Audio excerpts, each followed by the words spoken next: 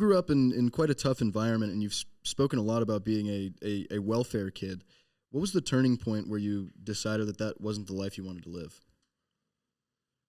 Interesting question, and I would love to bottle this and like give it to people. I would absolutely give it for free, and it's a big part of like what I'm about these days is helping people break that mindset, because there is like a pauper mindset that people actually intuitively don't understand, especially in this day and age. You know, it's like in the medieval era, we definitively had that drawn line of you're the king, you're the royalty, and we have paupers. We actually still have that mentality, right? And that's why you see a lot of perpetuating systems in a lot of different ways, you know, whether it's a wealth system or a poverty system. And I think most of that is called what I coin seeing it possible, right? And there's actually, Malcolm Gladwell has a great book. I've read so many of his, I'm trying to remember which one, but he talks about a stat based on a study where if you grow up in a bad environment with good parents or a good environment with bad parents, you're more likely to be successful in the good environment with bad parents. Which is rather spectacular if you really think about it. And what that means to me is seeing it possible.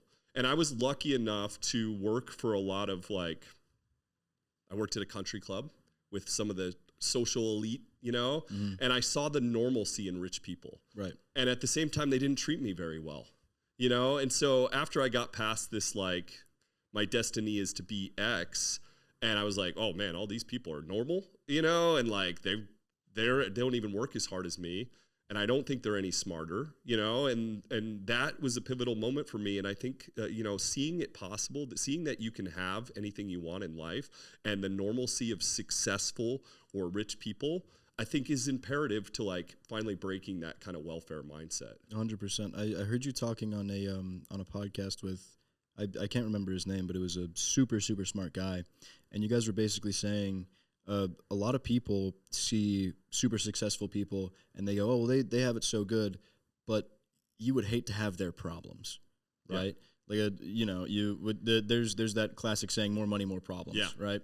So why do you think that there's a sort of disdain, or maybe hatred is a bit of a strong word, but for successful people that have made it from lesser means like you have, right?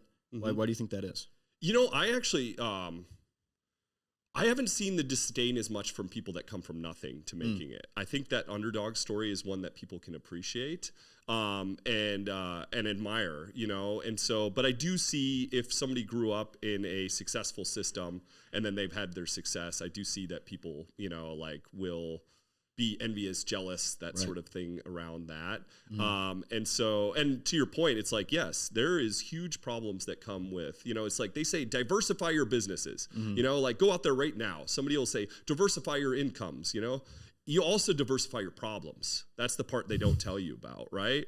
So one business is a lot of heartache. And unless you've opened a business, folks, you know, it's you'll never understand that, because the world's telling you a lie that it's so easy and you're going to work no hours and you're going to make all this money. And, you know, it's so now, when you finally learn what one business is, for those of you out there that have one business and you're probably sick to your stomach right now with anxiety over a problem you're having in your business, now try having 5, right? Exactly. When you diversify business, you diversify problems, right? And so that being said, it depends on, you have to be very intentional about why you're doing things. Right. You know, and so I think that business is the most incredible tool in the world to change something of value. And I don't tell people do what you love in this world.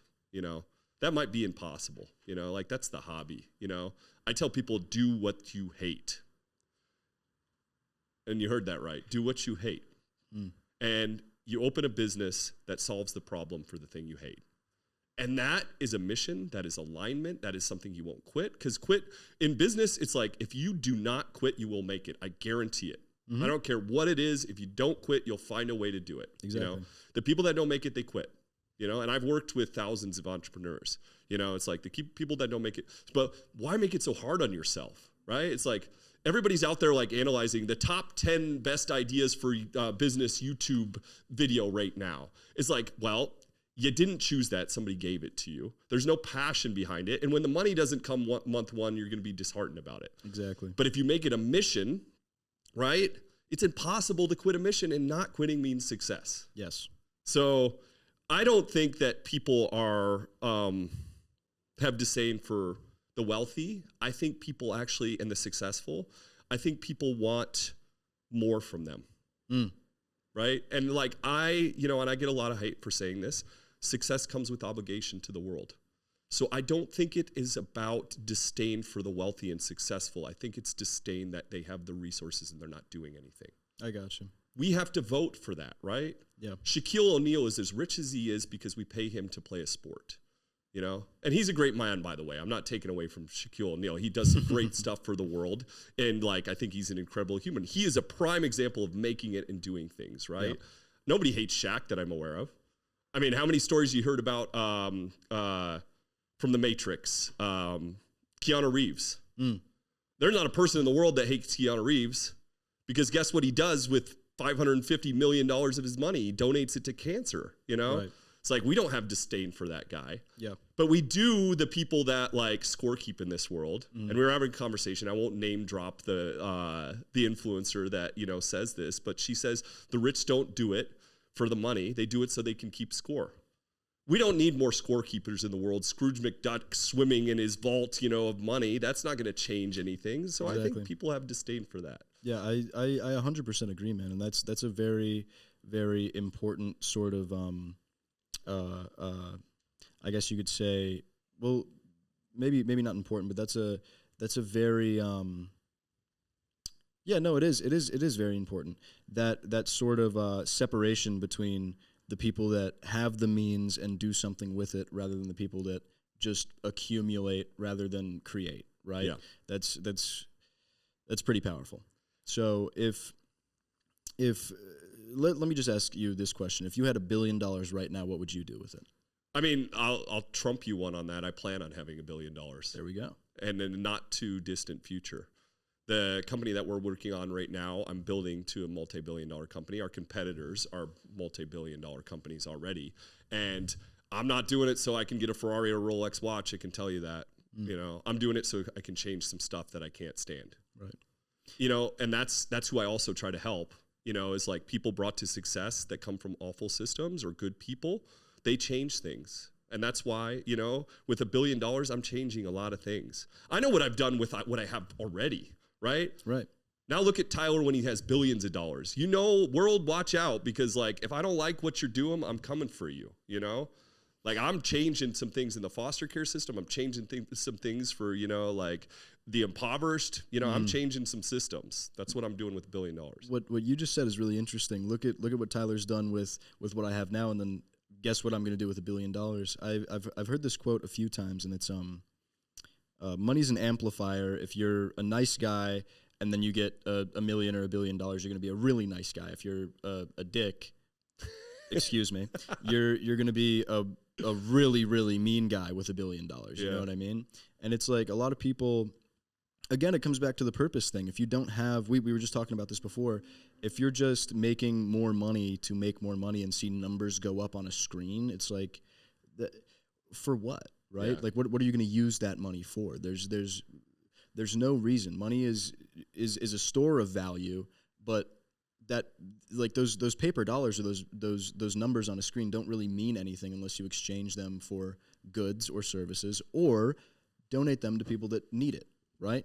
Yeah. It's like what I don't really understand the whole accumulation thing just to have more. I don't really get it.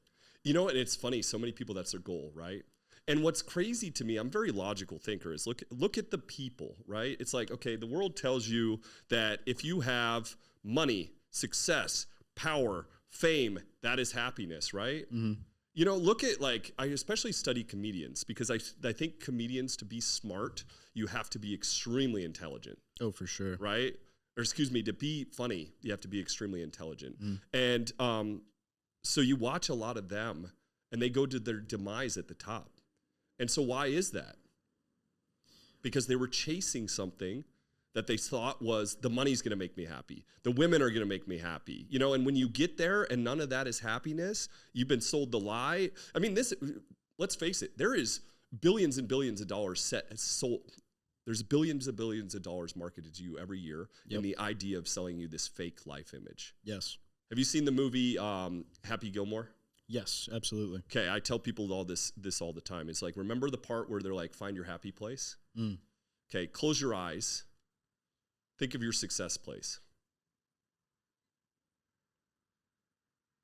And I'm not going to put you on the spot, but I'm going to tell you this. If you just pictured the house, the cars, and everything the marketing vision of success was, and you didn't picture once having a cup of coffee on the porch with your wife, playing with your kids, spending time at a family reunion, seeing some incredible sight or beautiful thing, saving somebody from a impoverished system, then you are using the marketing's reason of success. Right. And when you're chasing that and you get there and you realize that wasn't everything it was supposed to be,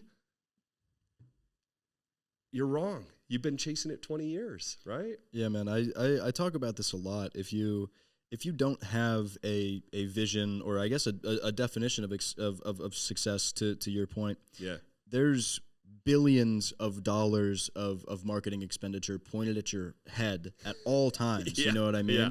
So if you To don't get you to have buy in. exactly, if you don't have a vision, Google has a vision for you. Yeah. Or Instagram has a vision Yeah. for you, or whatever. And you're gonna fall into that trap if you Yep. don't have I always say a life vision that you're working towards is a decision-making framework. It's like, if I know that I want to do, whatever it is, it doesn't even matter.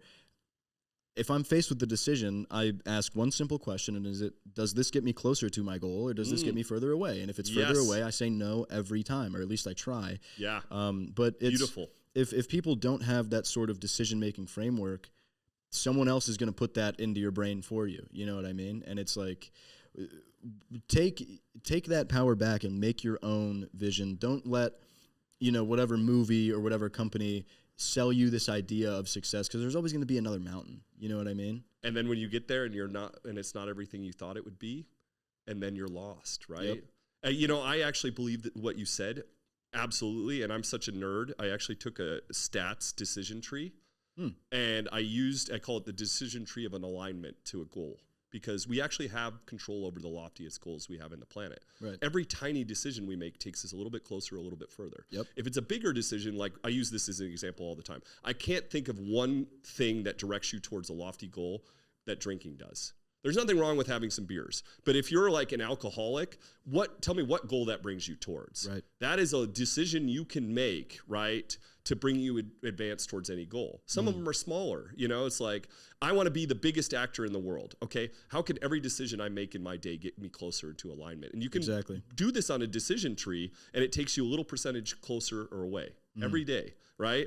And I look at goals that way easily. And it's like, if Tyler wants to make this decision this way, does this get me closer to where I want to go? Yeah, absolutely. I have a question for you to kind of play off that little point there. How do you, or I say, how would someone watching this ensure that their daily actions align with their long-term goals? Is it just asking that simple question, does this get me further or closer, and then choosing the one that gets you closer, or is there a sort of standard operating procedure for that? Like people say I'm really good at boiling down complexity. I get called intelligent a lot, but I don't think that's true, right? And I actually and especially I think they lead to that because I got a degree in biochemistry, right? But I'm just a hard worker, right? And but I'm also good at boiling down complexity in a way I can understand it, and therefore once I can understand it, I can explain it to anybody. Yeah. And so I have all these little silly ways of think about the world. And number one, to accomplish anything, you have to have an amazing avatar, right? And so I think about that in the way is like we all played a role-playing game in our life, right? You play the little guy and you tell him like, hey, lift that rock up over there, he gets stronger, right? Eat that apple, it gets healthier. Read that book, it gets smarter. It's like the second you can think of your life that way and building the avatar, then the avatar can be the thing that perpetuates you towards any system. Yep. And then from there, it's putting into alignment. But people, a lot of times, they put the alignment here, right? And I think it's important to put it here too, but also understand what is your life goal, right? And how does this thing help you progress towards that? You have to put the goal bigger. And anytime I'm talking to anybody about anything, like even a business, I'm like, what's your life goal? And if it's not in alignment in some way, then you're not going to be in alignment with that goal either. And so it's not going to matter, you know? And so, putting things in alignment and daily thinking, is this choice, it's like my first business, I had no money. at all. You know, it's like one of the biggest choices I made was to work all the time. It was the only thing I controlled. You know, the only thing I controlled was the time.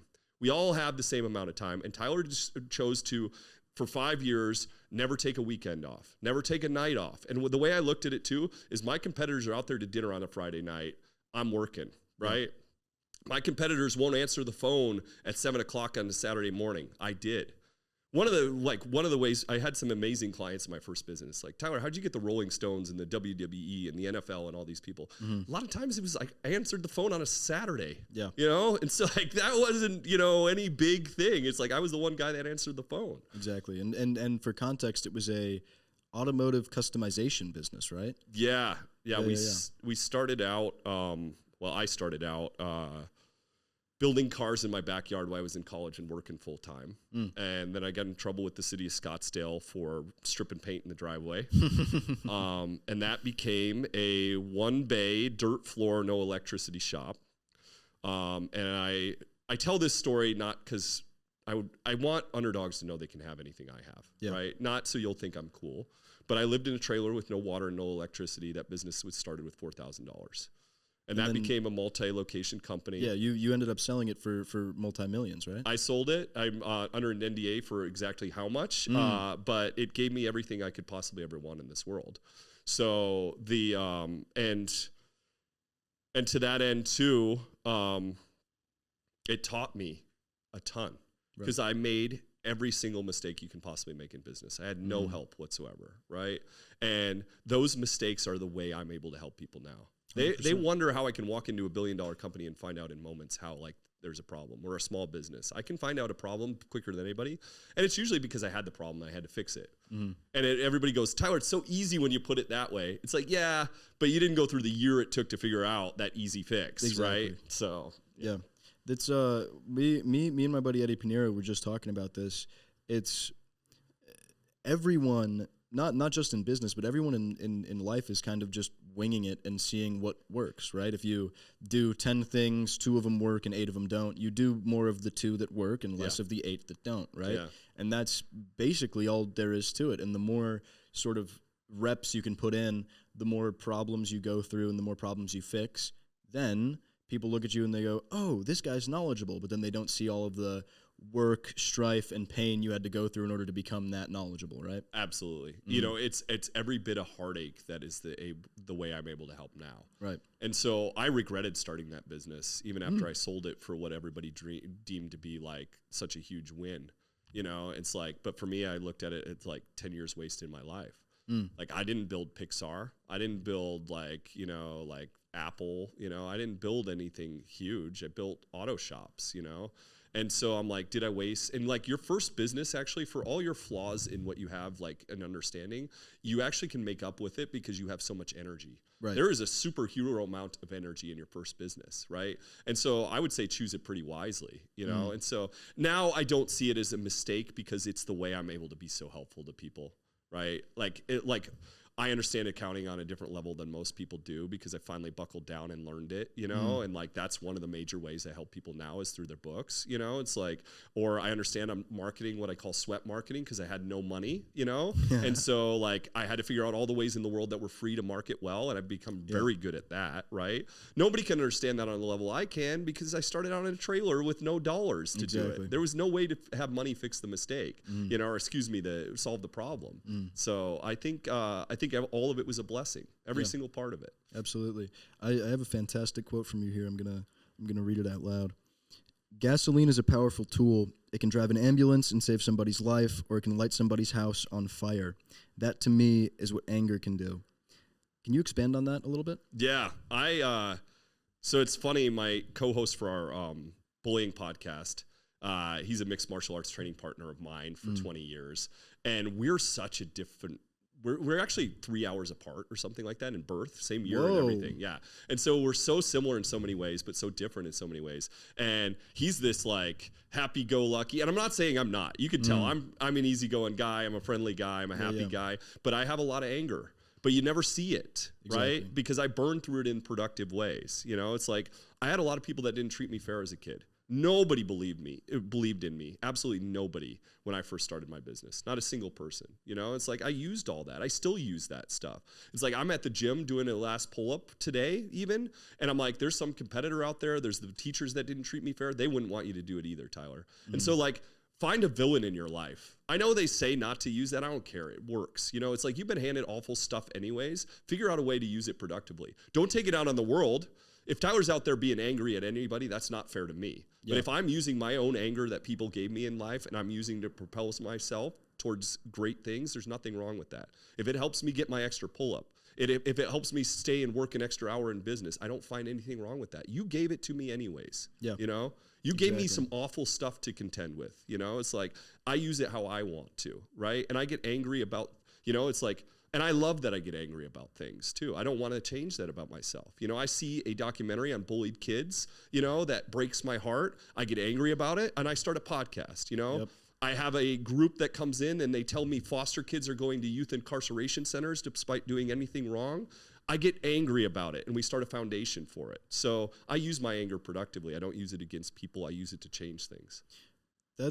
I feel like that's such a powerful message, using anger as a force for good, because it's kind of, it's almost like counterintuitive, right? Because you hear anger and you ascribe all these sort of negative connotations to it. Yeah. But what if anger was the thing that built the printing press? Or what if anger was the thing that, you know, solves world hunger or whatever it is? It's usually a frustration. Yeah, exactly. That's why most amazing businesses were created, like you said. It's really interesting. The analogy that you used, it can either, you know, fill up an ambulance with gas and save somebody's life, or it can light somebody's house on fire. Yeah. That is glaringly obvious to I hope a lot of people, right? Because it's like you can, like you said, take out your anger on the world, or you can use it to help the world. You know, like if I'm out there every day and I'm road raging, that's not fair. Or if I'm yelling at people, like that's not fair. I'm now affecting them. But if I'm using it internally, I'm burning through it very productively. You know, like I'm super into fitness. You know, I'm quite angry when I'm working out, right? Oh, yeah. Like I use that, you know, like I use that very productively. I love mixed martial arts. I feel bad for those heavy bags a lot of days, right? You know, it's like when I have something going on, like I get in there, but then I get all that out productively. Yeah, right? Absolutely. Because like you said, if you don't, it's not fair to you and it's not fair to everybody else. So you may as well, you know, go in there and throw a few roundhouse kicks to the heavy bag and you know, feel bad for it, right? Yeah. It's like there's really no good reason to take out your anger on either unsuspecting people or, you know, people that you love in your life, when you could channel that into something else. I think it's called like, I think it's energy transmutation or something like this. Yeah. It's that exact same idea, but you can use it with any sort of negative emotion, whether it's like jealousy, envy, or whatever. You transmute that into, you know, your example with working out. When I'm super happy because I just did a thing that makes me very happy and I go to work out, the chances are I can't put up as much weight as I could if I'm really, really angry about something, because it just gives you a sort of drive and resolve that not many emotions can. Totally. And that's why the expression of anger is a weakness. The utilization, I don't see it that way. I love it.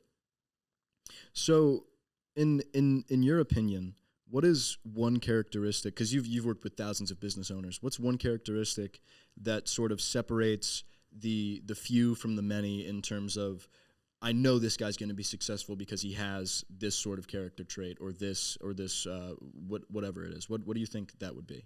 You know, one of the people are going to hate this out there. One of the bigger things, you know, like that we could quantify quickly is like if you're putting your own money into something. Skin in the game. Yeah. So skin in the game is going to be key. And then like, I hate to define it this way because everybody tries to use it on themselves, you know, as like, I got grit, but grit, hands down. If you're a no quit mentality, it's like, that's why not everybody has to go to college, right? Like, I don't believe that everybody has to go to college. It's not everybody's place in the world to go to college, depending on what you want. But why we glorify entrepreneurs that dropped out of college, you know, and then say this is amazing because they started the Apples or the Apples. They've started the Facebooks. They've started the Microsoft, you know, and like that actually makes me super angry. Right. That we give this message to kids because guess what? They quit. Quitting is the number one thing in business to edge the success. So you ask me the trait, they can't quit. So you can't practice quitting in anything. If you signed up for college, you better finish college, Yep. right? You know how hard it was to finish a biochemistry degree while running a business? And I had nobody funding me either. That was hard. I would work till 10, 11 o'clock at night, and then I'd get into physical chemistry, which actually has bumper stickers that say, honk if you passed PCOM. It was the hardest class at ASU. It's like, tell me why Mark Zuckerberg couldn't finish, right? If Tyler can finish, and he's the only person in his business, basically, with his own money, and he's staying up till 12 o'clock at night, why couldn't Mark Zuckerberg finish, you know?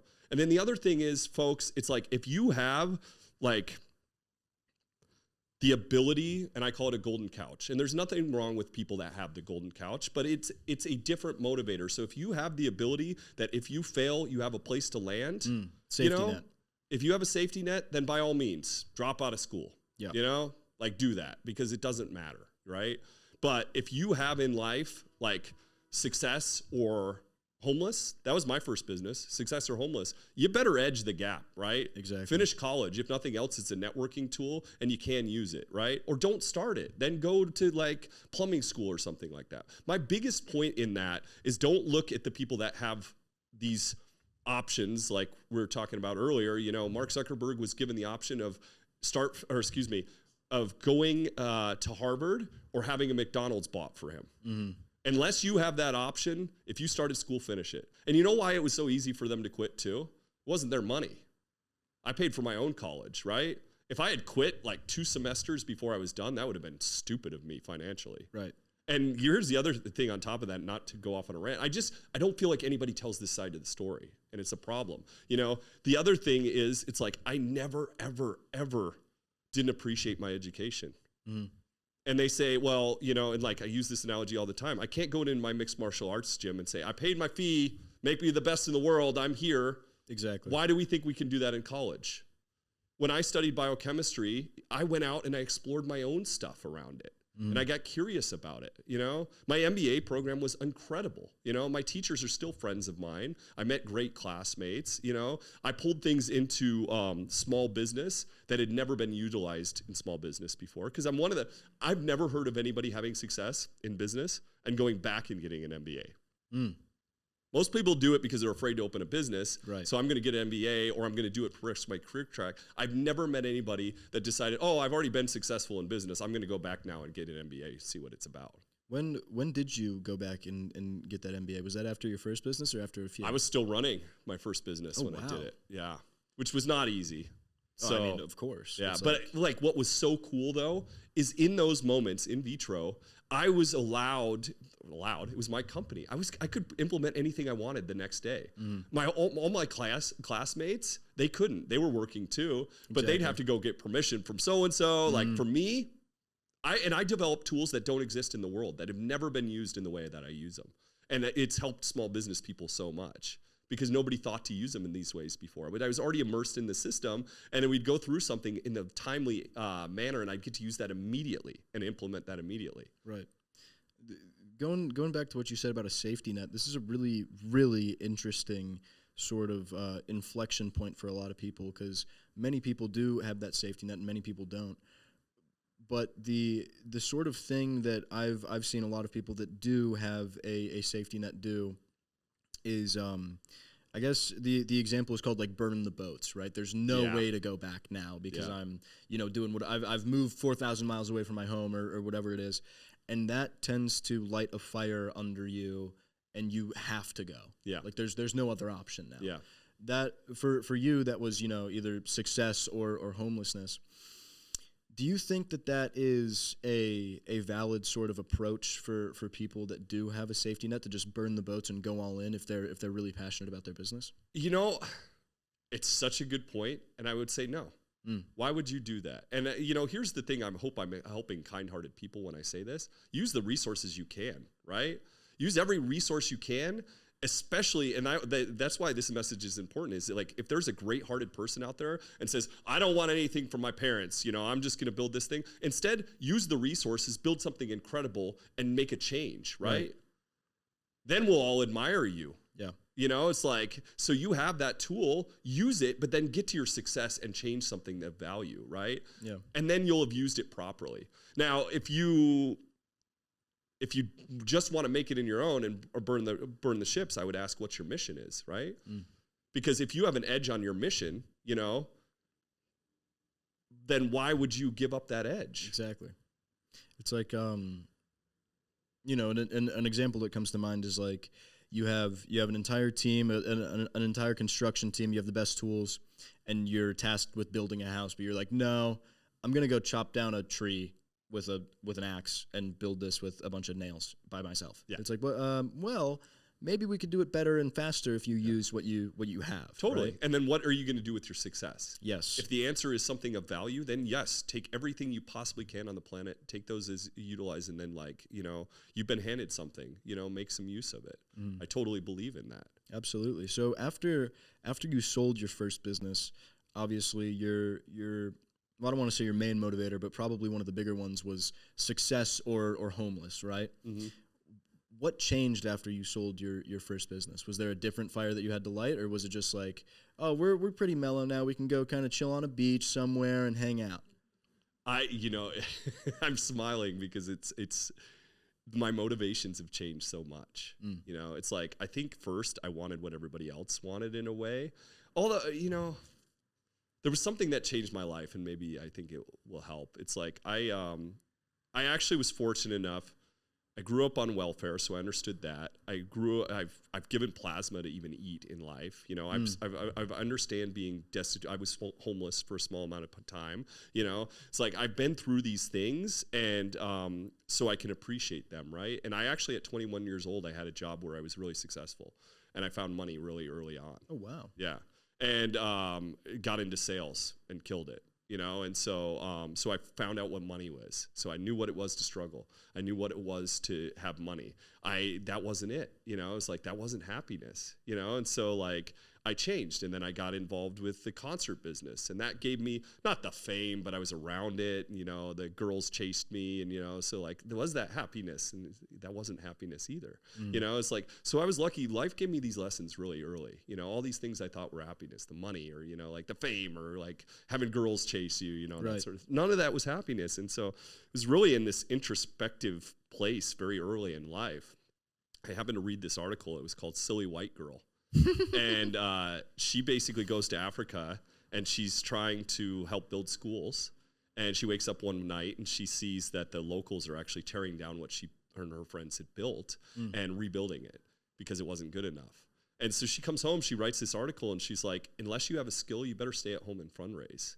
And it was about this time that I'm like, I was getting a lot of doors closed on me. I was really successful in sales, but then I wanted to go out and work for different companies, and they would close the door in my face for not having an education, you know? And so there was a time, folks, I don't know if it's now these days, but you couldn't get a decent job without a diploma, right? College diploma. And so, so I'm looking at that, but I'm afraid because everybody had told me I was stupid when I was a kid, you know, and I didn't do well in school at all. But I finally approach this college thing, and I get in, and I originally am on a business track, and I'm like actually doing really good. And I'm like, okay, maybe I'm not as stupid as they told me. And the second I got some confidence and some anger around it, then I decided, what's the hardest degree that I have at this place? And it was literally a thumb in the eye of everybody that told me that like I was stupid, you know. And so biochemistry was the biggest name I could think of. Little did I know at that time how much I would love it. Right. Oh, wow. And at the same point, I wanted a skill. I didn't want to be the person to stay at home and fundraise. You know, I wanted a skill, and I actually went on med school and veterinary school track. Oh, very cool. And that was originally my intention. Ended up opening a business in the way I said, and like I kind of got distracted what value was to the world. And so I think originally it was like I got pushed in the business. I didn't know why, but what I was really tracking is how to change the world. And I realized it was in a first world business. Everybody thought I had the dream job in the dream company. You know, it's like you could ask 9 out of 10 guys what they would love to do, and my job was it. Yeah. And I was miserable because I wasn't doing anything of value, I felt. And so I felt like early on that was built into me. And so at first it was to just build the business because it came up, right? And now, like, it's to build a business to have ultimate success so I can change anything I want to in this world. If you ask Tyler what he actually wants to be doing right now, if I'm being really honest, Tyler wants to go hide on a farm somewhere and have a German Shepherd. Like, that's what Tyler wants to do, and maybe a horse or something, you know? It's like, and Tyler loves to work with his hands, so he'd just be working around there, you know, and maybe like helping small business people remotely, you know? That's what Tyler would love to do. But what Tyler feels compelled to do, what Tyler feels destined to do, is I want to change some things for underdogs in business. I want to change some things in the foster care system.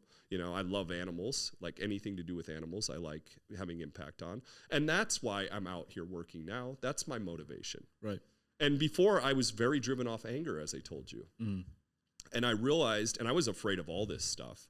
4 reality shows in my first business I turned down because I was too afraid of the camera. And now I think shame on me. You know what I would have done with that platform, and I know what I already do, you know? And so my motivations were anger more than anything else probably with that business, proving them all wrong. Actually, now that I really think about it, that's what it was. Right. And then I got a chance to go speak to a group for the first time, and it's a group that I can like understand because they're all first-generation college kids from bad areas, right? And it's this system's to give them a head start on getting into college, basically. Gotcha. And so they're all from rough stuff, you know, and I went in and I told my story for the very first time ever.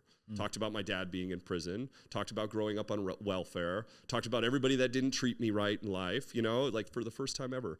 And this kid stands up at the end, and I get goosebumps every time I tell this story. Kid stands up at the end and he's like, Tyler, I'm going to follow you because I can't wait to see what you do next. And now, yes, I use the anger to some extent, but more so I'm like, what am I going to do today? That kid's watching me. I got to do something cool. I got to make some impact. You know, it's like I have to be an inspiration for people that started like me. I have to do something to make that kid proud of me. And I think about him more than I think about anything else in this world these days. That's awesome. Wow. It's really interesting that you're, you know, it's almost like you got a universal mandate that was like, no, I can't just go live on a farm now. I have to make a difference. Yeah. Right. That's really powerful, man. And I feel like, you know, a lot of people could probably take a page out of your book and go back to, you know, a lot of the things in your childhood and things like this, and help people get to where you have gotten from where you came from. Right. That's super powerful. And you know, if like Mark Zuckerberg or Bill Gates did this, it wouldn't be as powerful because, like you said, Mark Zuckerberg was, you want a McDonald's franchise or you want to go to Harvard? Yeah, right. So it's I mean, it's you can either be sort of a role model to the world, or you can be a cautionary tale, and we know which one you choose, right? That's killer. I appreciate that a lot. Yeah, that's awesome, man. And it's you know, my family, we. Of course, I'm so lucky because of all of the work that my grandpa and dad did, and it's just it's the exact same thing, right? My grandpa grew up, he didn't have shoes to go to school, and he won the I think it was like the 40-yard dash with no shoes on or something like this. That's awesome. And it was very, very cool to just look back and be like, wow, I cannot believe what they've made out of what they were given. You know what I mean? It's really making something from nothing, and I feel like it's motivating for everyone, but especially the people that can relate. You have to, like, I wondered too, it's like the stats on somebody whose parent was in prison and then you're going to go to prison. I got to look it up again, but it's something like 95% or something like that. Oh, wow. It's only a 5% or something odds that you're not going to go to. And so as I was like trying to dare towards having some more in life, you know, I'm like, well, where's my person I can look at? You know, where's my roadmap? And the answer was there wasn't that many. You know, I couldn't find anybody that like parents were in prison, grew up in a shitty system and then made it, you know, it's like, and that's sad to me. And I realized that it's because there's not enough of them making it. And the ones that do probably are afraid to talk about it. Right. And we talked about this when we first met. You said the reason why you were afraid to get in front of a camera was because growing up you were told, well, don't ever talk about what happened to dad. He went to jail, but you can never talk about it, right? Yeah. And that kind of instilled this. I guess you could call it a limiting belief, but it's more of just like a limiter on you, where you were just like, ooh, maybe I can't get in front of a camera because I can't talk about that. And now you look back and you go, shame on me. If I would have had that platform, I would have changed the world a lot, right? Yeah. It's very, very interesting. How did you go about sort of changing that limiter, that limiting belief? Because a lot of people struggle with things like this. Gosh, it's so hard. And I didn't even learn that's what it was. I thought I thought it was this result of being humble in a way. You know, it's like my favorite person on the planet was that little old man or woman in the corner of the world that was doing something amazing and you didn't even know they were doing it until they read their obituary. You know, it's like, I loved that person. I admired that person, you know, it's like, and I didn't want to be the boastful, you know, it's like in my first company, I turned down the reality shows. I was very shy about being in any videos. And, you know, I wouldn't even tell you that I owned the place. If you met me out and about, I'd say I worked there, you know? And like people would ask me, it's like, you know, like different things. And I'd always be like, oh, I'm a mechanic or whatever, you know, it's like, and now I've completely 180'd, and that was a process just like anything else was. You know, it's like the biggest thing was I was volunteering. I volunteered for 5 years at the children's home and then a couple of years at the animal shelter. And I was using my body and I was sneaking off and I didn't tell anybody I was doing it. My family didn't know, girlfriend didn't know, anybody. I was doing this humble thing, you know, like trying to help out with the little bit of free time that I had. And I did it physically. You know, it's like all that the children's home had for me was I could go in there and help in the fulfillment center on Saturday mornings. That was the only thing that I couldn't give up time during the week. So I'd go in there, I'd lift furniture. And one day I go in there and I lift the couch up over my head, my back breaks. Oh no. And at this point I'm training 26 times a week. I'm loving my body. You know, I love, live for fitness, live for working out, you know, live for training mixed martial arts with my friends. Like these are my favorite things in life. You know, if you catch me on Thanksgiving, I've sparred 5 times that day. You know, it's like, so when that happened, and at the animal shelter, they had me lifting the heavy dogs, you know, it's like when that happened, all that went away. Yeah. You know, and I think it was taken away on purpose because I was afraid to talk. I knew that I had more value to offer other than, and there's nothing wrong, please folks, give any way you can. I knew that I could be more impactful in some other way, right? But I was doing it that way, physically, right? And so when my back went, it made me face all these things, you know, it's like, and that's when like my first big jump through fear was when I watched the bullying documentary and I'm like, how can I help with this? And my first instinct was I'm going to go ride the bus with these kids. Once again, physically. Tyler's going to go ride the bus and protect these kids so they don't get beat up. And then it was like, well, Tyler's going to walk them into mixed martial arts gyms. You know, it's like, and because this was after I sold my company. I had the time. Right. And I'm like, that's not going to work either. So we finally landed on a podcast where we interviewed bullied kids that were then success stories. So that was my first approach of that fear. And I tell people this all the time. The way to analyze this is you check where your heart's at on something. And if the answer is it's in the right place, you're trying to do something good for yourself or the world, and you fear it, then you have to do it because there's no better way towards growth, right? So this was my biggest fear in the world, right? And I faced it, you know, and I had Boy, This was a top 5% podcast in its first season. Oh, wow. You know, it led me to everything I do now. A lot of what I do is propel good messaging in the world and try to promote people that have it, you know? And it's like, it changed my life. We have a docuseries where I travel the world now and seek founders of amazing organizations and bring their voice out in the world. And I tell them all the time, because we do this humble thing. We're telling good to be humble. Can't talk about being good. Evil people, go ahead. Use the camera. Sell whatever you want, you know, trash people's lives. That's fine. But you good people, you don't say anything, and that's wrong. If you're going to give $10 out on the street to the homeless guy, don't make a video about it. But if you're going to give every day for 5 years to an organization, shame on you, right? You know how many people would have came with me? They accept donations of furniture there too. You know how many people could have donated furniture there? I had a conversation the other day. The whole major real estate group is now going to give furniture to the children, to the foundation, because I talked about it, right? That's amazing. The Foster Foundation started because I talked about it, right?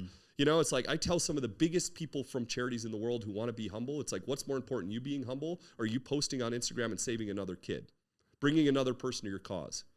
You can think anything you want about me. You know, it's like, I don't look like the philanthropy guy by any means, right? So probably people think, oh, it's an angle. It's a whatever. I don't care. Think about that all you want. If I can save another kid, if I can get another person to help me with something, say whatever you want about me. That's more important. You became the cause of the effect that you wanted to see in the world, and that's very noble for sure. It's and of course you're not. It's not an angle, but people tend to There's this quote by Theodore Roosevelt, and there's no way I'm going to be able to say the whole thing, but it's the man in the arena. Yeah. And it's like people, you know, all the people on the sidelines, they all basically talk crap about the dude in the arena, but they're not the guy in there doing the effort and doing the things that everybody's watching, right? They want to throw the stone. Exactly. You know, and like, it's hard, folks. It's like, it's still not easy for me, you know? And, but at the same time, do you know how many people have come out of the woodwork and said, Tyler, like, how can I help with that? You know, like, that's the way you change things. Exactly. You know, and then you find the right people to help you. Yep. Like Lisa for our foster foundation that grew up in the foster care system. That's an incredible success story. You know, it's like you find and embrace those people that are able to make the changes in the world too. Because they can't toot their own horn the way I can. Exactly. You know, like, and that's one of my favorite things to do is go out there and talk about amazing people that are doing stuff. Like, check them out. Scott Neeson. You guys have never heard of Scott Neeson, I bet. You know? Nobody's heard of Scott Neeson. It's actually incredible to me. Scott Neeson's my hero. And nobody's ever heard of him. I can't say that I have. He started out as a high school dropout, started running a projector in a movie house, worked his way up to president of Fox Films, did X-Men, Titanic, Braveheart, mega blockbuster films, right? Sold everything that he had, mansions, cars, dumped the Hollywood girlfriend. He moved to Cambodia. He's got 1,700 kids that he helps now. Holy shit. Who were dying in a trash dump, never going to school. It's like, we've never heard of Scott Neeson. Dude, that reminds me of my grandpa growing up. I wasn't related to him, but he was my dad's mentor and very close friend. His name was Nathaniel Brandon. He wrote an essay called Foundations of a Free Society. And in that essay, he talked about a businessman that no one knows, sort of similar to Scott Neeson. His name was Ernst Mahler. He was this German guy. And he was like the president or the head of production at a paper company called, like, I think it was Kimberly-Clark or one of these big paper manufacturers. And no one knew who Ernst Mahler was, but his sort of impact on society was employing over 100,000 people. He made paper that people write on. They give notes, all of these things. He revolutionized feminine products, helped a lot of women, and no one really recognized him for that. And it's the same thing that you just said. No one knows Scott Neeson, but I've seen Braveheart probably 10 times, right? And it's wild, man. Going back to the sort of like disdain for successful people. There's, especially with like the ultra wealthy, with these billionaires, Mark Zuckerberg, Bill Gates, all of these people. Yeah. It's like, again, it's the man in the arena thing. You can throw stones at them all you want, but they are maybe not as much as they should, but they're really trying to make a change, at least somewhat powerfully in the world. And a lot of the people that are really making a change aren't in the public eye. Yeah. You know what I mean? Exactly like Scott Neeson. And that's actually, like, I would say, shame on you. Right. Now in life, right? It's like, please get out there. Who cares what they think? I know, like, let's use Keanu Reeves as an example. I know he tries to do this stuff really subtle, right? And like, he doesn't want anybody to know about this amazing work he's doing because he's humble and he wants to do it in the right way. I'm sorry, Keanu, shame on you. You know how many people will help the cause that you're like, you're a famous guy and everybody loves you. Exactly. You know how much more impact you'll make, and what's more important, the way you feel about it. It's actually selfish if you really think about it. And it's taken me, like, I have to beat myself up on this a lot to remind myself of this, right? It is selfish, Tyler, when you want to keep this a secret. When you want to be humble instead of making more impact, what's more important? Now we're talking about the way I feel versus the impact I'm having. Exactly. And what's selfish, right? We all want to be this guy, or most of us do, It's like, but be this person that makes more of an impact. Keanu, get out and start talking about this stuff, right? Myself, a million other people will be sending in money to the thing you tell us to because you vetted it. And to your point on that is, like, I saw this documentary on Bill Gates, Bill's Brain. And, like, Tyler wants to make an impact on this world. And maybe that's my, like, now one's enough, right? Like, one person is enough. Yeah. If I impact one person, that's enough, right? But I'm delusional to want to impact a lot of things, right? And maybe that's selfish of me in a way.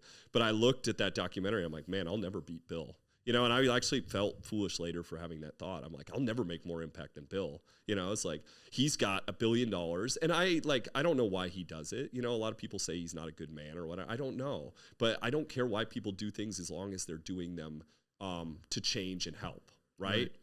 Mm-hmm. And I think Bill's got a lot of money, and I think he likes to solve problems, right? Yeah. And yes, keep solving problems. You know, it's like, we need problems solved. That's the people we need doing it. People 100%. With lots of money that can solve problems. We need more kind-hearted badasses, right? We do. We absolutely need more kind-hearted badasses. Yeah.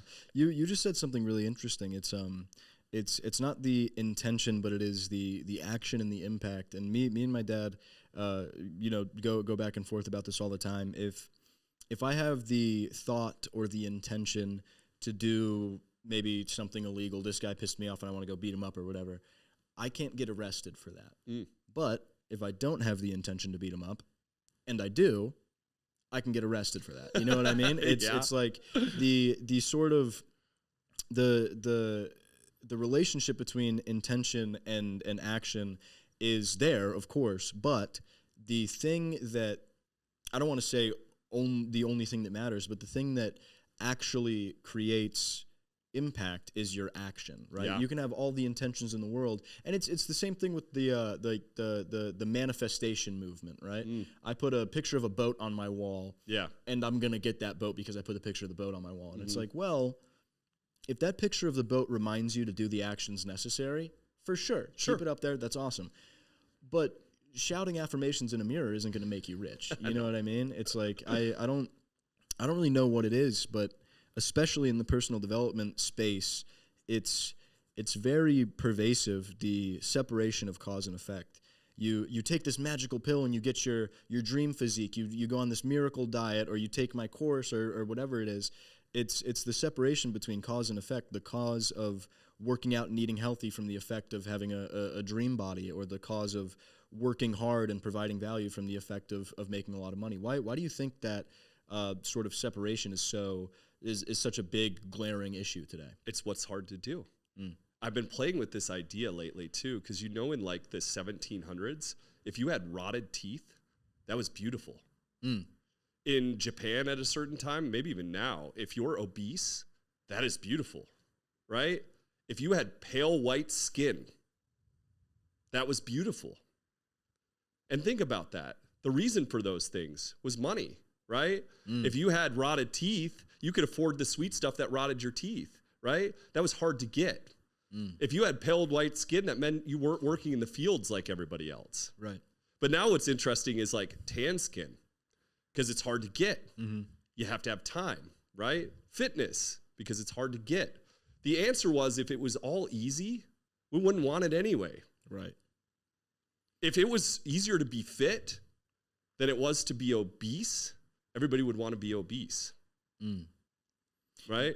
What you just said reminds me of I guess like lobster and crab used to be peasant food in like the 1800s or something like this, and then we hunted them out, and now they're super rare. Now the rich people love to eat their lobster and their crabs and stuff. Yeah, it's really interesting. The sort of I assume that there's some sort of like evolutionary aspect to that, where you spot someone and you're like, ooh, they can, take care of our eventual children or whatever it is. Yeah. And you're like, I am therefore attracted to that.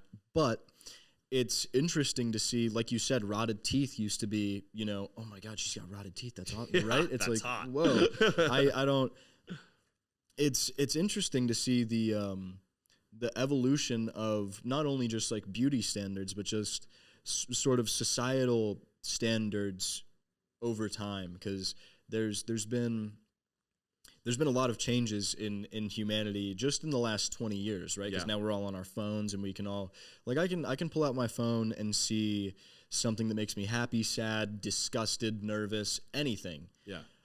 At the click of a button, you know what I mean? Like, and if you went back 30, 40, 50 years ago, that would be magic. If I said, I pull out this magic box and I click a thing, and now I can see a video of someone talking in the past. Yeah. People would look at you like you're crazy. You know what I mean? It's like there's a lot of I don't want to say entitlement, but there's a lot of sort of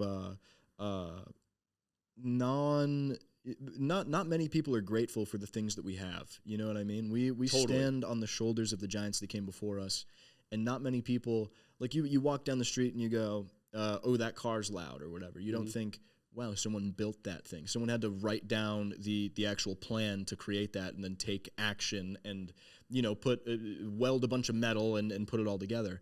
Same thing when you're walking down the street and you see buildings, you're like, that building's ugly. Yeah. Some dude had to visualize that, put it onto a plan, and then either pay dudes to make it or do it himself, right? It's like we take a lot of these things for granted, and I'm not 100% sure why. Is there a way that people watching this can sort of change their perspective on things and become more grateful for the things that we have? Oh, totally. And like that's what I was kind of starting to get at with that. It's like once you've earned something, you don't want the feeling of being given it. You know, it's like who appreciates, like if you get to the point, like let's say your whole life goal is to have a Ferrari. Do you think the person that was given it to or the person that earned it, like appreciates it more? Right. You know, when they sit in that Ferrari, you know, it's like, and so I think that I would rather earn everything, you know.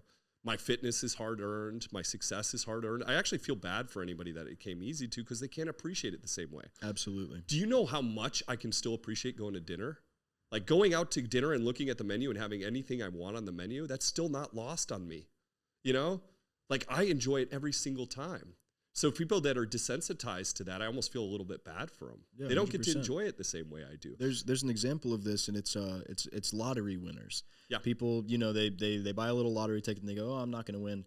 But if they do, a disproportionately large amount of them Are miserable. Exactly. They're depressed. They're all of Yeah. these things, and God forbid, some of them actually end their own lives because they're like, I'm never going to be able to achieve anything. I'm never going to be able to earn anything because it was all given to me at literally the click of a button. You know what I mean? And it's really interesting what you just said. I'd rather earn it all. Yeah. So that A, I did it, and B, I can appreciate it. Because like you said, who's going to appreciate the Ferrari more, the guy that was given the Ferrari or the guy who really worked hard and earned it? Yeah. Probably the guy who worked hard and earned it. You know, and that once you've had it that way, you don't want it any other way. Exactly. You know, it's like, that like if that's why this country is so amazing.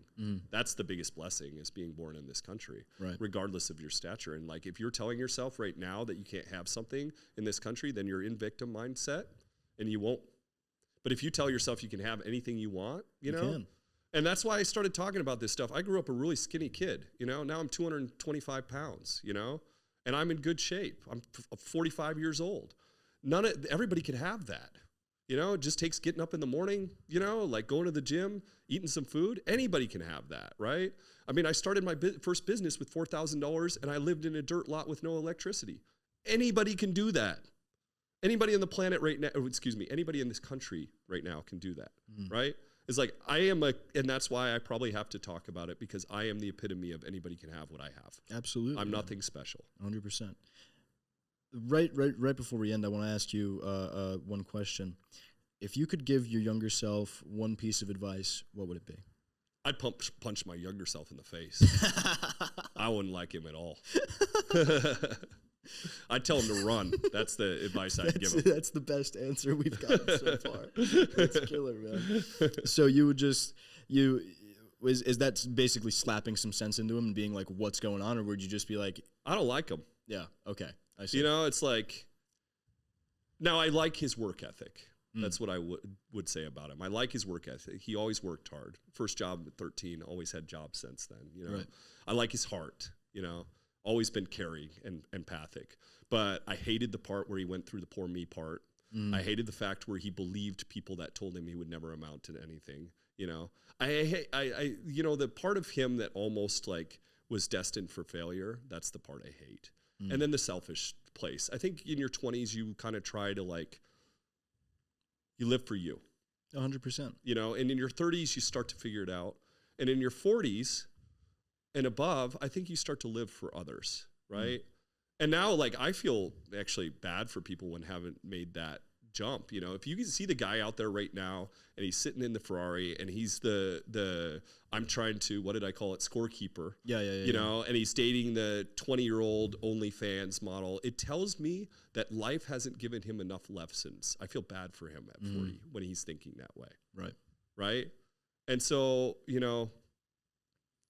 I would use the time machine. I'd go back and do everything perfect because that's the type of person I am, you know, but I can't. And I tell people all the time, it's like, you don't have the time machine. Believe me, if I have it or you have it, I'll pay you whatever you want. I would change yesterday forgetting to say hello to somebody, you know? I think about it that much. But we don't have that. So all we can do, if you've made mistakes, if you're not proud, you know, like, all you can do is make tomorrow's work, make anything that was a mistake pale in comparison. That's all we can do. So you make these success impacts like so great that any mistake looks like nothing. Whew. That was powerful, man. So just one more question. If someone watching this, obviously this has been a very motivating conversation just for me, but I assume for the people watching as well. If there's one sort of action that they can take to start changing their life for the better today, what do you think that would be? Believe. See it possible, right? It's like what I've said earlier in our conversation, you know, nobody's better than you. Nobody's more talented than you. Nobody's smarter than you. And if you can't see that, get around some people, right? I've been around a lot of doctors. At first I was like, whoa, they must be the smartest people on the planet. They're not. In fact, I have a great friend. He's a smart guy and everything. He didn't even take some of the classes I did, you know, in college. It's like, so see the normalcy in people. I guarantee, like, this thing is so powerful. You've heard the stories of somebody lifting a car off a kid, you know. Yep. It's just, you got to get the right motivation. You're all smart. You're all talented. You're all strong, you know. And if you have an amazing heart, get out there and bring those things to it. You can build all this, right? You can't build this, you know. This is you, you know. This is heart. This is caring. I want you to be kind-hearted badasses, right? And so I would say, overall, believe and see it possible. I love that, man. Where can our audience learn more about your mission and check you out and connect with you? Yeah, super easy to access. Tyler Uriah. When I first started all this stuff, I wanted a way to help more business people. I was doing pro bono consulting, but I was afraid of anybody to know I had social media. So Tyler is my first name. Uriah is my middle name. You can find me everywhere based on that. Gotcha, man. Thank you so much for your time. This has been awesome. Yeah, thank you so much for having me.